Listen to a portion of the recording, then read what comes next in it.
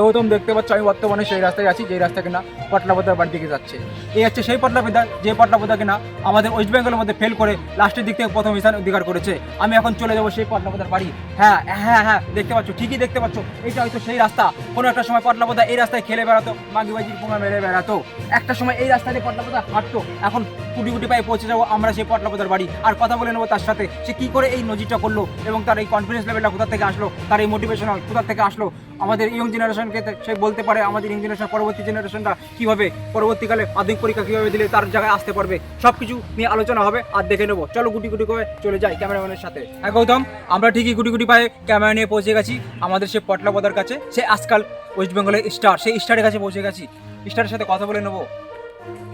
হ্যাঁ পটলা, তুমি যে এই ওয়েস্ট বেঙ্গলের মধ্যে লাস্টের দিক দিয়ে প্রথম স্থান অধিকার করেছো, ফেল করেছো, অর্থাৎ আজকালকার দিনে দাঁড়িয়ে এই ফেল করা এত সুন্দর একটা লজিক করা কিন্তু আর চারটাখানি কথা না। কী করে তুমি এই জায়গাটায় আসলে আর তোমার বাড়ি থেকে কী করে সাপোর্ট পেলে, এইসব ব্যাপারে যদি কথা বলতেন। প্রথম কথা হলো, এই পজিশনে আমার দাঁড়াতে খুব কষ্ট করতে হয়েছে। কেউ আমাকে বাড়ি থেকে, গ্রাম থেকে, কোনো জায়গা থেকে আমাকে মেনে নেয়নি। হ্যাঁ পটলা, তোমার কাছে আরেকটা প্রশ্ন জেনে নেবো। এই যে তোমার সাফল্যের পিছনে তুমি কাকে দায়ী করছো? মানে তোমার এই সাফল্য, আজ যে তুমি ওয়েস্ট বেঙ্গলের মধ্যে লাস্টের দিক থেকে প্রথম স্থান অধিকার করেছো, অর্থাৎ তুমি ফেল করেছো, এই ফেল করার পিছনে তুমি কাকে বেশি পরিমাণে প্রাধান্য দিতে চলেছো? আমার কথা হচ্ছে কোনো ছায়া প্রকাশনী, কোনো পাল প্রকাশনী, কোনো প্রকাশনী আছে কি তোমার এই সাফল্যের পিছনে? তো সুরজিৎ দা, এই সাফল্যের পিছনে যদি স্বয়ং কেউর হাত থাকে, সেটা হলো আমি নিজে। তো পটলা, তুমি সারাদিন কীভাবে কাটাতে, মানে বইয়ের পিছনে কতটা টাইম দিয়েছো, তারপরে কিনা তুমি এই জায়গাটা যে আসলে কী করে সেটা যদি বলতে, পরবর্তীকালে যারা মাধ্যমিক পরীক্ষা দেবে সেই সমস্ত পরীক্ষার্থী কীভাবে প্রিপারেশান নেবে, দিনের প্রিপারেশানটা কীভাবে নেবে, এটা যদি একটু বলতে তাহলে একটু সুবিধা হতো। আর যেরকম আমি যা করতাম, যে পুরো দিনটা নিজের পিছনে দিতে হবে। হ্যাঁ, প্রথমে সারা দিনে 5 ঘন্টা ফেসবুক দেখতে হবে, 3 ঘন্টা ইনস্টাগ্রাম, আর রাত্রিরে মাস্টারবেট করার জন্য 3 ঘন্টা ক্রোমটা দেখতে হবে। আর যদি এরকম করতে পারো তাহলে আমার মতো সাফল্য তোমরাও সবাই পাবে। হ্যাঁ গৌতম, দেখতে পারলে পটলা কীভাবে তার দিনগুলো কাটাতো, সে কীভাবে তার ইয়ং জেনারেশনকে কীভাবে কাটাতে হবে সেই সমস্ত সে ডিটেলস বলে দিল।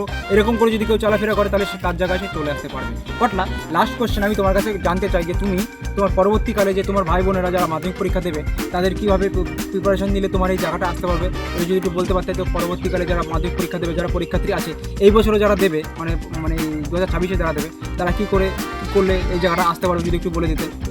প্রথম কথা হলো আমাকে ফলো করতে হবে। আর যদি তোমরা সাকসেস পাতে চাও আমার মতো, তাহলে দিনে 4-5 ঘন্টা ইনস্টাগ্রাম ফেসবুক চালাতে হবে। আর রাত্রিরে তো থাকবেই, ক্রোমটা ছাড়া যাবে না, ঠিক আছে? ওরকম যদি করতে পারো তাহলে আমার মতন ভাইরাল হতে পারবে। হ্যাঁ পটলা, তুমি যে মাধ্যমিক পরীক্ষায় যে লাস্টের দিক থেকে প্রথম স্থান অধিকার করেছো, এটা করে তুমি ভবিষ্যতে কী করতে চাও, অর্থাৎ তুমি জীবিকা হিসেবে কী বেছে নিয়েছো সেটা যদি একটু বলতে তাহলে আমাদের দর্শকদের সুবিধা হতো, মানে তোমাকে ফলো করতো অনেক ছেলেপেলেরা।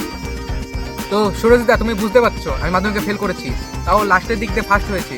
তাই এখানে এই পরিস্থিতিতে দাঁড়িয়ে আমার রাজনীতিতে পোঙা মারা ছাড়া আর কোনো কাজ আমার মাথায় আসছে না।